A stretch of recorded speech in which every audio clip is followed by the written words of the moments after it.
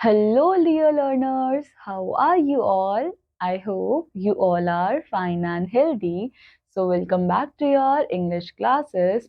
बच्चों, in today's class, we are going to start with a new chapter that is generation of waste. बच्चों, generation का मतलब क्या होता है? किसी भी चीज़ का प्रोडक्शन, किसी भी चीज़ का फॉर्मेशन एंड यहाँ पे जनरेशन किस चीज़ का हो रहा है? वेस्ट का, यानी कि ऐसे बेकार के सामानों का जो कि हमारे आसपास की चीजों को खराब कर सकते हैं, पॉल्यूट कर सकते हैं। नाउ बच्चों, here we have a warm up. So match the types of waste with its name. So हमको यहाँ पर इन वेस्ट को क्या करना है? मैच करना है इनके नेम्स के साथ। सो बच्चों, जैसे कि हमारे पास सबसे पहले यहाँ पे क्या है? ई वेस्ट। सो ई वेस्ट का मतलब क्या होता है कि ऐसे सारे वेस्ट जो कि हमारे टेक्नोलॉजी से रिलेटेड हो। सो हमको यहाँ पर कहाँ पे ई वेस्ट दिख रहे हैं? सो बच्चों, ये रहा हमारे पास यहाँ पर सारे ई वेस्ट है एंड इन ई वेस्ट में हमारे पास क्या है? हमारे पास कुछ कीबोर्ड्स है, टीवीज है। सो हम इनको यहाँ पर इस तरह से मैच करेंगे। देन बच्चों, नेक्स्ट हमारे पास है मेटल्स। सो अब हम लोग यहाँ से क्या करेंगे? मेटल्स ढूंढेंगे कि कहाँ पे है। सो ये रहे सारे metals. Then we have plastic. So बच्चों, ये रहे हमारे पास प्लास्टिक वेस्ट। देन बच्चों, हमारे पास नेक्स्ट क्या है? ग्लास। सो ये रहे glass waste. Then we have organic. So organic waste बच्चों ये रहे। ऑर्गेनिक का मतलब क्या होता है? ऐसी चीजें जो कि इजिली हमारे सॉइल के अंदर डीकम्पोज हो जाएंगी एंड हमारे सॉइल के अंदर जो बैक्टीरिया प्रेजेंट है वो इन ऑर्गेनिक वेस्ट को कन्वर्ट कर देंगे इन ऑर्गेनिक सब्सटेंसेस के अंदर। सो ऑर्गेनिक सब्सटेंसेस में क्या क्या आते हैं? हमारे वेजिटेबल्स, फ्रूट्स के जो छिलके होते हैं, ये सारी चीजें, इवन बोन्स, जो एनिमल्स का फ्लैश होता है, ये सब भी ऑर्गेनिक वेस्ट के अंदर आएगा। देन बच्चों, next we have paper. So ये रहा हमारे पास paper waste. Now let's start with the chapter. Modern man in his daily life, right from the moment he leaves bed in the morning until he go back to it at night, continues to generate more and more waste. अब बच्चों, यहाँ पे क्या बताया जा रहा है? एक मॉडर्न मैन यानी कि एक ऐसा पर्सन जो कि सारी की सारी टेक्नोलॉजीज को, अपनी लाइफ को मॉडर्न तरीके से जीता है। उसकी लाइफ जैसे ही स्टार्ट होती है तो सुबह जैसे ही वो उठ जाता है, उसके जस्ट बाद से एंड जब रात को वो सेम बेड में वापस आता है, उस टाइम फ्रेम तक वो बहुत सारे वेस्ट को जनरेट कर चुका होता है, यानी कि बहुत सारे वेस्ट को प्रोड्यूस करवा चुका होता है। ही drinks T and discard tea leaves, eats biscuits and throw away the packing, cooks his food and gulps down fruits and vegetables without caring to do anything worthwhile to the peelings. अब बच्चों, यहाँ पे क्या बताया जा रहा है कि एक पर्सन जब सुबह उठता है तो सबसे पहले वो क्या करता है? एक यंग मैन जो है वो क्या करता है? वो चाय पीता है एंड जब भी चाय बनाई जाती है तो उसके अंदर डाली जाती है चाय की पत्ती। सो इसके बाद यहाँ पे क्या बताया जा रहा है कि सुबह उठ के जब सबसे पहले वो चाय पीता है तो वो टी लीव्स को ऐसे ही डिस्कार्ड कर देता है, यानी कि ऐसे ही वो टी लीव्स को, चाय की पत्तियों को फेंक देता है। एंड जब वो चाय के साथ बिस्किट खाता है तो उस बिस्किट के जो रैपर होता है उसको भी वो इसी तरह से यहाँ आसपास कहीं पे भी फेंक देता है। देन जब वो अपना खाना बनाता है और जब उसको खा रहा होता है, सो उस टाइम पे वो फ्रूट्स और वेजिटेबल्स को तो खा लेता है, बट उन फ्रूट्स और वेजिटेबल्स के जो पीलिंग्स होते हैं, यानी कि उनके जो छिलके होते हैं, उनके बारे में बिना कुछ सोचे समझे वो क्या कर देता है? अपनी सब्जियां खा लेता है और उन छिलकों को इधर उधर फेंक देता है and gobbles up his lunch without caring what would happen of the aluminium foil. And बच्चों, हम लोग भी क्या करते हैं? हम लोग हमारा खाना जो है वो एल्यूमिनियम फॉइल में लपेट के लेकर जाते हैं, राइट? एंड इसके पीछे का रीजन क्या होता है कि हमारी जो रोटियां है वो क्या रहे? गरम रहे। सो यहाँ पे ये पर्सन भी क्या कर रहा है? ये जब अपना खाना बनाकर लेकर जाता है तो उसके बाद वो अपने लंच को एल्यूमिनियम फॉइल में रैप कर लेता है एंड वो ये सोचता भी नहीं है कि इस एल्यूमिनियम फॉइल का होता क्या होगा। Not only in food, he generates waste in almost all his activities. अब बच्चों, यहाँ पे तो हमने खाली खाने की बात करी है, बट वेस्ट जनरेशन खाली खाने के अंदर ही नहीं होता है। वेस्ट जनरेशन बहुत सारी एक्टिविटीज के अंदर होता है। So he wastes a lot of paper without paying attention to the fact that he could have used it on both sides in order to save some precious trees. सो बच्चों यहाँ पे क्या बताया जा रहा है कि हम लोग क्या करते हैं कि बहुत सारे पेपर्स को भी वेस्ट कर देते हैं। जैसे कि अगर हम लोगों ने पेपर के एक साइड पे लिखा तो हमको लगता है कि ठीक है, अब तो ये खराब हो गया, इसको हटा दो, बट हम एक्चुअल में उस पेपर की दोनों साइड्स को यूज कर सकते हैं एंड उसकी वजह से होगा क्या कि हमारे जो प्रीशियस ट्रीज है, हमारे जो कीमती ट्रीज है, वो कटने से बच जाएंगे। He discards clothes while they are still usable. He buys yet another set of television or mobile phone whenever some new features are introduced. अब बच्चों होता क्या है, ये चीज हम लोग भी करते हैं कि हम लोग हमारे पुराने कपड़ों को ऐसे ही फेंक देते हैं। हमें लगता है कि ठीक है, हमने 2-3 बार पहन लिए, अब इनका काम खत्म हो चुका है, सब लोग इस कपड़ों को देख चुके हैं, तो हम इनको फेंक देते हैं। बट स्टिल ऐसा तो नहीं होता ना कि हम उनको यूज ही नहीं कर सकते, वो अभी भी यूजेबल कंडीशन में होते हैं, बट फिर भी हम उनको इसी तरह से फेंक देते हैं। एंड अब अगर हम बात करें टेक्नोलॉजी की, टेलीविजन या स्मार्टफोन्स की, तो हम लोगों का मन क्या करता है कि हमारे पास हमेशा सबसे ऊपर की टेक्नोलॉजी की चीजें हो, ताकि हमको कभी भी ऐसा फील ना हो कि हम कहीं पीछे लैग कर रहे हैं।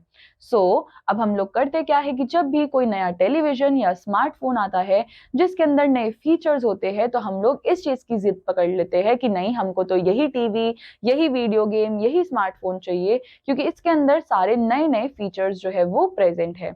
बट इसकी वजह से होता क्या है कि हम हमारे पुरानी चीजों को ऐसे ही वेस्ट कर देते हैं, ऐसे ही डिस्कार्ड कर देते हैं, जिसकी वजह से वेस्ट जो है वो और जनरेट होते हैं। And the worst of all, modern man goes on to generate waste without caring to know what would happen to the waste generated by him. And बच्चों सबसे बड़ी प्रॉब्लम ये है कि हम लोग वेस्ट जनरेट तो कर रहे हैं और हम लोग ये सोचते तक भी नहीं है कि इस वेस्ट का होगा क्या। यानी कि हम लोग जो इतना सारा कचरा पूरा दिन प्रोड्यूस कर रहे हैं, उनके साथ होता क्या है, हमको उसकी जरा सी भी टेंशन नहीं है। Towards the edges of almost every town and city, you can find ugly sinking sites where waste is dumped. बच्चों, आप लोग जब भी अपनी किसी सिटी या टाउन के एंड पे जाओगे, यानी कि जो आउटर एरियाज होते हैं जहां पे आबादी जो है, यानी कि जहां पे पॉपुलेशन जो है वो कम रहती है, आपको एक जगह दिखेगी जो कि बहुत ज्यादा स्टिंग करती है। स्टिंग का मतलब क्या होता है, जहां से बहुत ज्यादा बदबू आ रही होती है। हमको कुछ ऐसे साइट्स जो है वो देखने के लिए मिलते हैं, राइट। होता क्या है कि जब भी हम एजेस ऑफ हमारे टाउन या सिटी के पास जाते हैं, तो हमको एक स्टिंकिंग साइट दिखती है जहां से बहुत ज्यादा बदबू आ रही होती है। एंड ये वही जगह होती है जहां पे सारा वेस्ट मटेरियल जो है वो डंप किया जाता है। Not only this, there are some dumping grounds within almost every locality. And बच्चों, ये तो हमने फिर भी बात करी हमारे सिटी और टाउन के एंड्स वाली साइड पे, बट हमारे पास ऐसे बहुत सारे डंपिंग ग्राउंड्स होते हैं जो कि हर लोकेलिटी के अंदर प्रेजेंट होते हैं, क्योंकि वेस्ट प्रोडक्शन ही इतना ज्यादा है कि लोगों को हर कोने में क्या चाहिए कि कुछ ना कुछ डस्टबिन चाहिए, डंपिंग यार्ड्स चाहिए। As waste continues to be generated in still greater quantities than ever before, the dumping sites are bound to expand and become still more stinking. अब बच्चों हो क्या रहा है कि वेस्ट प्रोडक्शन जो है वो टाइम के साथ बढ़ता ही जा रहा है, बढ़ता ही जा रहा है, जिसकी वजह से हमको बहुत बड़े बड़े ग्राउंड्स चाहिए उन वेस्ट को डंप करवाने के लिए। एंड अब जैसे जैसे वेस्ट बढ़ता जाएगा, डंपिंग ग्राउंड्स में वेस्ट का कलेक्शन बढ़ता जाएगा, तो उसकी वजह से होगा क्या, वहां पे और भी ज्यादा बदबू जो है वो आने लगेगी। Ironically, the scavengers who make a living from collecting rubbish and sorting it out are the worst sufferers. अब बच्चों होता क्या है, हमारे पास है स्केवेंजर्स। बच्चों स्केवेंजर्स क्या करते हैं, ये डेड एंड डिकेइंग मैटर्स को, यानी कि जो सड़ी गली चीजें होती है, उनके ऊपर जाकर फीड करते हैं। यानी कि इन स्केवेंजर्स का खाना क्या होता है, जो हमारे लिए वेस्ट है, जो भी चीज हमारे लिए वेस्ट है, जो भी डेड एंड डिकेइंग मैटर है, वो इन लोगों का खाना होता है। जिसकी वजह से ये क्या करते हैं, उस सड़ी गली चीजों को ऊपर जाते हैं, उसको ब्रेक डाउन करते हैं, एंड इस तरह से जो भी सड़ी गली सब्जियां होती है, वेजिटेबल्स, फ्रूट्स, जो भी सारी चीजें होती है, ये उसको खा लेते हैं, जिसकी वजह से वो हमारे एनवायरनमेंट से गायब हो जाती है। अब देखा जाए तो सबसे ज्यादा सफर कौन कर रहा है, ये स्कैवेंजर्स कर रहे हैं। They are the ones to pay the price for a worldwide culture in disposability has become a norm. अब बच्चों हम लोग ये तो पढ़ लेते हैं कि हाँ, स्कैवेंजर्स क्या करते हैं कि वो डेड एंड डिकेइंग मटेरियल्स के ऊपर फीड करते हैं, अपना खाना वहां से खाते हैं, जिसकी वजह से हमारा एनवायरनमेंट जो है वो क्लीन हो जाता है। बट बच्चों ये बेचारे भी कितना सारा जो है सारी चीजों को डंप करेंगे या कितनी सारी चीजों को ये गायब करेंगे। इन बेचारों पे भी तो कितना ज्यादा प्रेशर आ रहा है। हमने बोल तो दिया कि ये डिस्पोजेबल जो है वो करवा देते हैं, चीजों को गायब करवा देते हैं, हमारे एनवायरनमेंट को क्लीन कर देते हैं, बट हम लोग भी तो इतना सारा वेस्ट जनरेट कर रहे हैं कि ये बेचारे कितना ज्यादा उन सारी चीजों को डिस्पोज कर पाएंगे। Now, but don't think that it is only the scavengers who have to pay the price for our generated waste. In the long run, it is you and we have to suffer. अब बच्चों अब आप लोग ये सोच रहे होंगे कि ठीक है, स्केवेंजर्स के बारे में इतना सोचकर हमको क्या करना है। ठीक है, अगर उनको थोड़ा सा ज्यादा काम करना पड़ रहा है तो करने दो, कोई बात नहीं। बट बच्चों ये खाली स्केवेंजर्स तक ही लिमिटेड नहीं है। ये जो खतरा है, ये जो प्रेशर है या ये जो नुकसान है, वो खाली स्केवेंजर्स को नहीं हो रहा है। अगर हम लॉन्ग रन में सोचे, अगर हम आगे के टाइम के बारे में सोचे, तो अब जो है वो नुकसान हम लोगों का भी होने वाला है, आपका भी होने वाला है। Waste in turn generates toxins which are absorbed by the ground. अब बच्चों होता क्या है, जो हमारा वेस्ट मटेरियल्स होते हैं उनके अंदर टॉक्सिन्स होते हैं। टॉक्सिन्स का मतलब क्या होते हैं, टॉक्सिक चीजें जो कि हमारी बॉडी के अंदर पॉइजन कर सकती है, यानी कि हमारी बॉडी को खराब कर सकती है, जहरीला कर सकती है। सो उन वेस्ट प्रोडक्ट्स में क्या होते हैं, टॉक्सिन्स, जो कि कहाँ पे एब्सॉर्ब हो रहे हैं, हमारी मिट्टी के अंदर। It contaminates the area around the dumping sites and ground loses its fertility. Not only this, it may lead to growing of very harmful crops. अब बच्चों जिस जगह पे हम लोग उस वेस्ट को डंप करवाते हैं, सो वहां पे उस ग्राउंड में, उस सॉइल में तो टॉक्सिन्स रिलीज हुए, जिसकी वजह से वो सॉइल और वो ग्राउंड जो है वो फर्टाइल नहीं रहेगा। फर्टाइल नहीं रहेगा इसका मतलब क्या है कि वहां पे कोई भी क्रॉप्स जो है वो अच्छे से ग्रो नहीं हो पाएगी। एंड इवन बच्चों वहां पे अगर कोई क्रॉप ग्रो होती भी है तो उसके अंदर बहुत भर भर के टॉक्सिक अमाउंट्स होंगे, यानी कि वो क्रॉप जो है वो बहुत हार्मफुल होगी। If we now hear of poisonous vegetables, the dumping grounds and the canals have a role to play in this. बच्चों हम लोग अपने आसपास बहुत बार ये सुनते हैं कि अब तो सब्जियां जो है वो भी खराब हो चुकी है, वो भी सेफ नहीं है। तो इसके पीछे का रीजन क्या है? क्योंकि हम लोग क्या कर रहे हैं, हम इतना सारा वेस्ट जनरेट कर रहे हैं कि उसके टॉक्सिन्स जो है वो हमारी सॉइल तक के अंदर जा रहे हैं, और सॉइल में जो है वो तो क्रॉप्स ही ग्रो होती है, सब्जियां वहीं तो ग्रो होती है। तो इसका मतलब हमारे वेस्ट जनरेशन की वजह से हमारी सब्जियां जो है वो तक इफेक्ट हो रही है। Moreover, a dumping ground attracts animals and insects such as dogs, cows, pigs, rats, mosquitoes, flies, etc. अब बच्चों इसके अलावा क्या होता है कि एक डंपिंग ग्राउंड को, एक ऐसे एरिया को जहां पर बहुत सारा कूड़ा कचरा होता है, उस जगह को और क्या अट्रैक्ट करता है, उस जगह को बहुत सारे एनिमल्स अट्रैक्ट कर लेते हैं। यानी कि जहां पे भी कूड़ा कचरा होगा वहां पे हमको भर भर के एनिमल्स दिखेंगे, एंड उसके साथ साथ हमको मॉस्किटोज, फ्लाइज, ये सारी चीजें देखने को भी मिलेगी। This naturally becomes the breeding ground of disease, due to which several kinds of threats to the environment and people are generated. It pollutes air, water and has an adverse impact on the community health. अब बच्चों जिस भी जगह पे हमको ये सारे mosquitoes, flies देखने को मिलेंगे तो होगा क्या, वहां पे तो बीमारियां फैलेंगी, और जब बीमारियां फैलेंगी तो उसकी वजह से होगा क्या, हम लोग ही बीमार पड़ेंगे। सुनाओ, अब इन सारी चीजों की वजह से हमारा एनवायरनमेंट जो है वो खतरे में आ चुका है। सो बच्चों अब ये सारा वेस्ट जो है वो क्या कर रहा है, वो पॉल्यूट कर रहा है हमारे एयर को, यानी कि हमारी हवा को, हमारे पानी को, हमारे सॉइल को, जिसकी वजह से हमारी हेल्थ के ऊपर बहुत बुरा इफेक्ट पड़ रहा है। Man discards things which he considers are no more useful, but what he in fact needs to discard is the mentality to dispose. अब बच्चों लोग क्या करते हैं, वो उन सारी चीजों को डिस्कार्ड कर देते हैं जो कि उनको लगता है कि नहीं इसका तो कोई काम ही नहीं है, बट एक्चुअल में उनको क्या डिस्कार्ड कर देना चाहिए, अपनी मेंटालिटी, अपनी सोच कि हम तो इसको डिस्पोज कर देंगे। ये सोच जो है वो हम लोगों को हटा देनी चाहिए। Before he discards anything, he must ask himself just once where does it all go.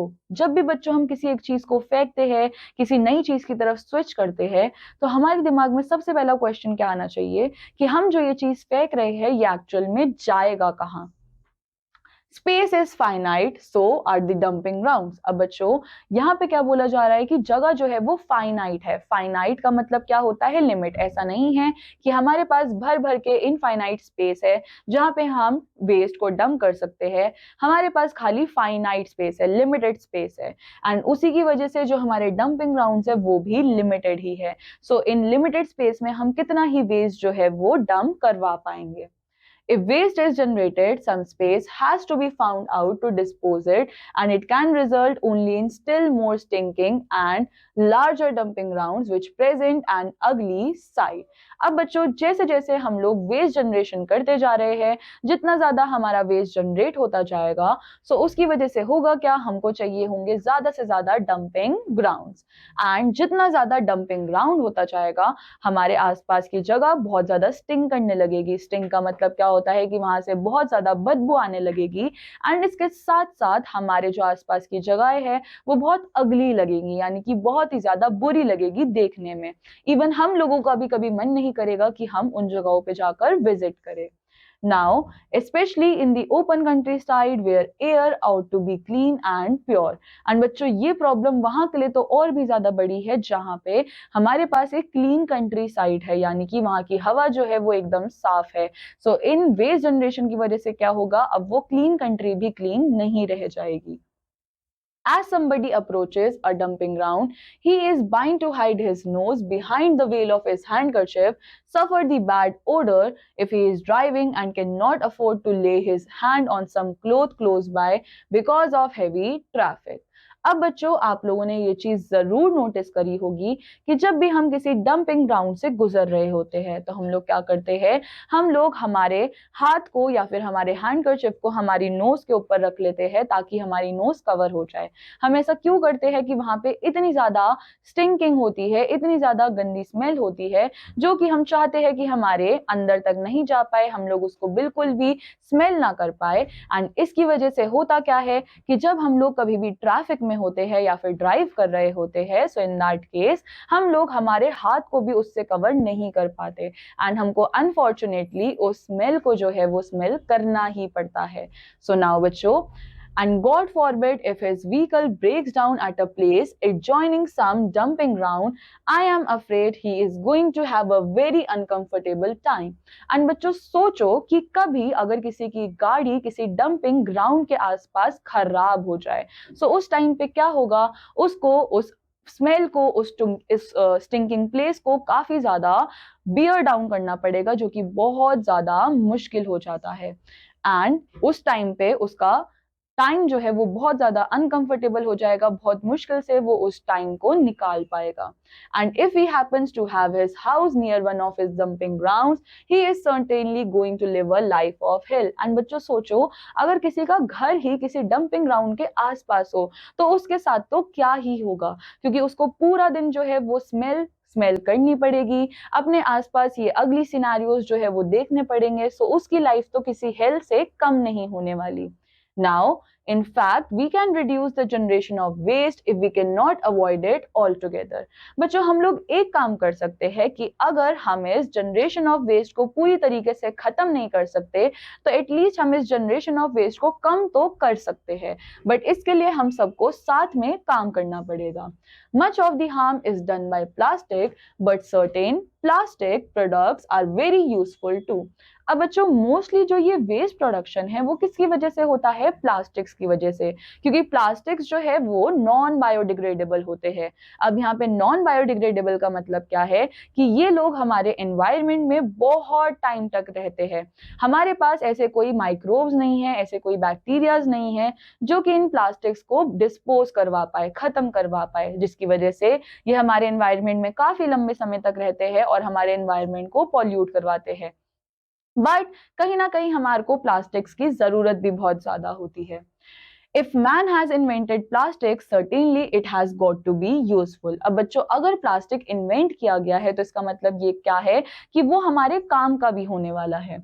Disposable syringes make sense. So do some varieties of non-biodegradable packing material and we cannot avoid them. अब बच्चों जो disposable syringes होती है, यानी कि हम लोग जो syringes देखते हैं हॉस्पिटल्स के अंदर, वो कैसी होती है? वो डिस्पोजेबल होती है। ऑल्दो वो प्लास्टिक की बनी होती है बट हम उसको डिस्पोज कर सकते हैं।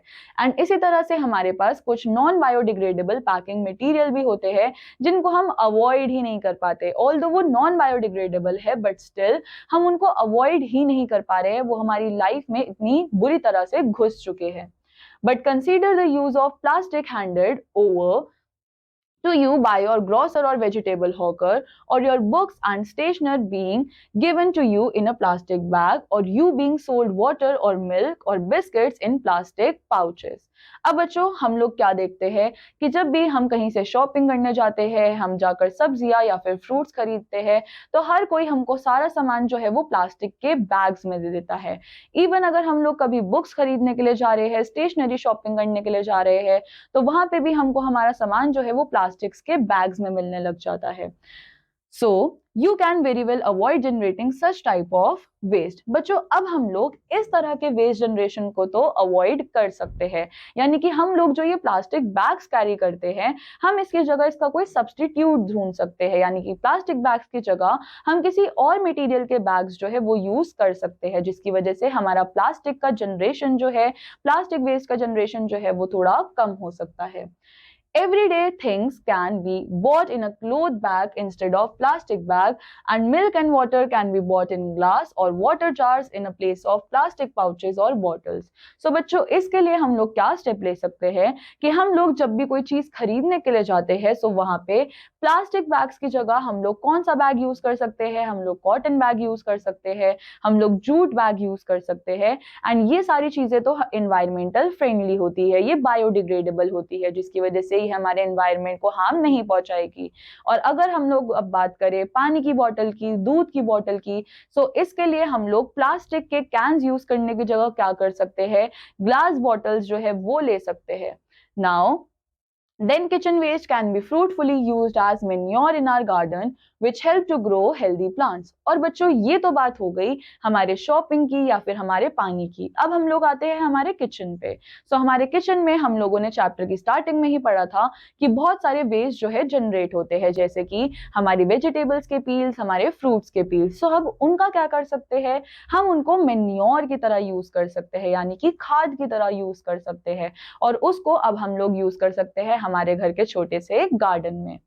देन बच्चों what we need at present is to make people aware and media can play an important role in this. बच्चों अभी के टाइम पे हमको क्या करना ज्यादा जरूरी है कि हम हर किसी को अवेयर करें, हर किसी को इस चीज से जागरूक करें कि बहुत ज्यादा वेस्ट जनरेशन हो रहा है, जिसकी वजह से हम लोगों को काफी ज्यादा हार्म हो सकता है।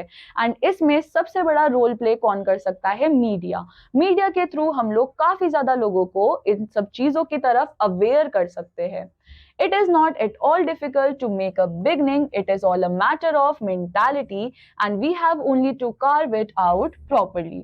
अब बच्चों हम लोगों को क्या डर होता है कि हम लोग इन सारी चीजों को शुरुआत कैसे करें, क्योंकि हम हमारे आसपास ये सारी चीजें होते हुए देख नहीं पाते हैं।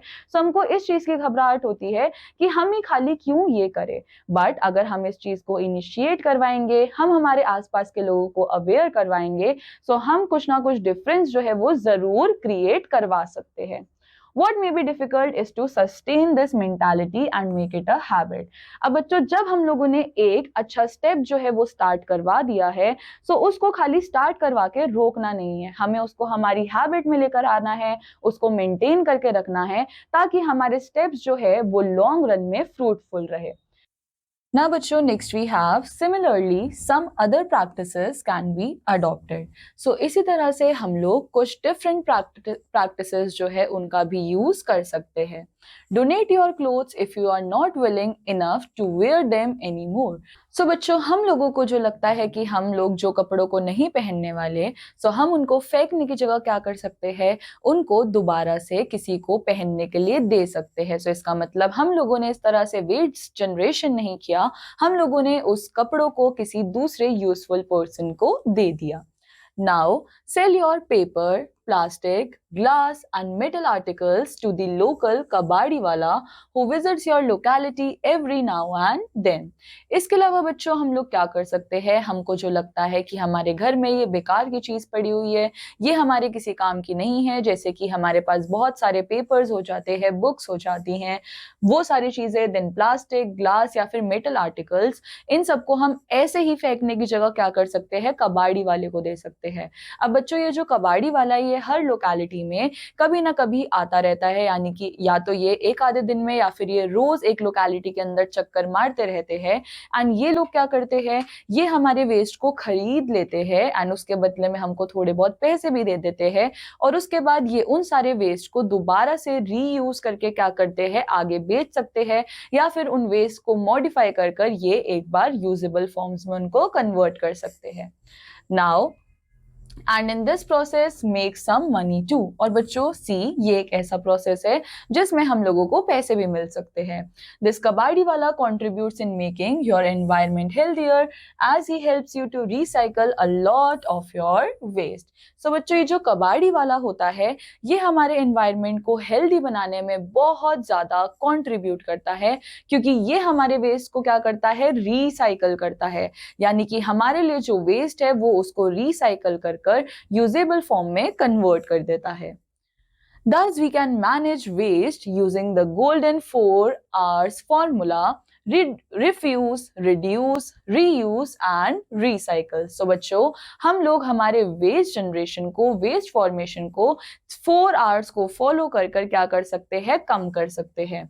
सो हमारे पास 4 R's में क्या है, refuse, reduce, reuse and recycle. So बच्चों when you carry your cloth bag to buy provisions, demands a glass bottle in place of plastic pouch for milk, you are refusing a thing which will generate waste.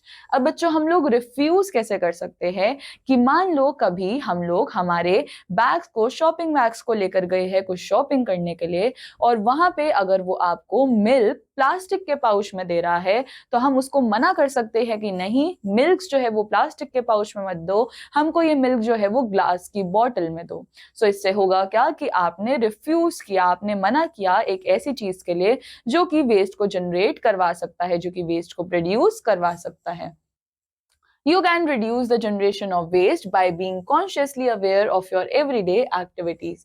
And बच्चों इसके साथ साथ आप waste generation जो है वो क्या कर सकते हो, कम कर सकते हो। कैसे? अगर आप लोग कॉशियस रहो, यानी कि आप लोग अगर चौकन्ने रहो कि आपके पास कैसी कैसी चीजें जो है वो प्रोड्यूस हो रही है, क्या ये वेस्ट है सच में, क्या इसको रिसाइकल किया जा सकता है या नहीं। सो इस तरह से अगर आप कॉशियसली चीजों का यूज करोगे तो आप वेस्ट का जो जनरेशन है वो भी क्या कर सकते हो, रिड्यूस कर सकते हो। You can reuse certain things as using the disposable glasses again or selling your bicycle to another person for reuse. Then बच्चों आप लोग क्या कर सकते हो, आप रीयूज कर सकते हो। जैसे कि हम लोग जो डिस्पोजेबल ग्लासेस का यूज करते हैं उनको रीयूज किया जा सकता है। अगर आपकी कोई बाइसाइकिल खराब हो चुकी है, आपके लिए वो पुरानी हो चुकी है, तो वो आप किसी दूसरे पर्सन को दे सकते हो जो कि उस बाइसाइकिल को यूज कर सकता है। सो इस तरह से हम लोग हमारी चीजों को रीयूज कर पाएंगे। And you can sell your waste to the local kabadi wala or rat picker who helps to recycle the waste. And बच्चों आप लोग क्या कर सकते हो, आप जो भी वेस्ट प्रोड्यूस कर रहे हो उन सबको बेच सकते हो किसी कबाड़ी वाले को या फिर रैट पिकर्स को, जो कि क्या करेंगे, इन वेस्ट को रिसाइकल करेंगे। यानी कि जो चीज आपके लिए वेस्ट है, हो सकता है कि वो उन सारी चीजों को रिसाइकल कर कर एक यूजेबल फॉर्म में कन्वर्ट कर सकते हो। Then we have disposal of waste is a specialist task which requires elaborate management. अब बच्चों जो ये disposal of waste है ये कोई छोटा मोटा टास्क नहीं होता, इसके अंदर बहुत सारे स्टेप्स जो है वो लिए जाते हैं एंड इसको मैनेज करना भी बहुत ज्यादा टफ होता है। Sadly enough, our cities and towns are not equipped with suitable facilities for disposal of different kinds of waste. अब बच्चों दुख की बात ये है कि हमारे सिटीज और टाउन्स के अंदर ऐसी टेक्नोलॉजीज नहीं है, ऐसी मशीन्स नहीं है जो कि हमारे वेस्ट मटेरियल्स को डिस्पोज कर पाए, जिसकी वजह से हमारा वेस्ट मटेरियल्स जो है वो एक्यूमुलेट यानी कि बढ़ता ही चला जा रहा है। So let sense prevail upon us so as to minimize waste by all means to our end. So बच्चों अब हम लोग क्या कर सकते हैं, हम लोग यही एक तरीका अपना सकते हैं कि जिसमें हम अपने आप को ही एजुकेट करें कि हम लोग वेस्ट प्रोडक्शन जो है वो कम से कम करें, यानी कि हम चीजों को ज्यादा से ज्यादा रीयूज करें, रिसाइकल करें। इसकी वजह से क्या होगा, हमारा वेस्ट कम से कम जनरेट होगा। नाउ बच्चों on the basis of the chapter आपके पास यहाँ पे ये एक्सरसाइज है, so we are going to do this exercise in next class. So बच्चों this completes our chapter. I hope आप सब लोगों को ये चैप्टर अच्छा लगा होगा एंड समझ आया होगा। So I will meet you in the next class. Till then take care, bye bye.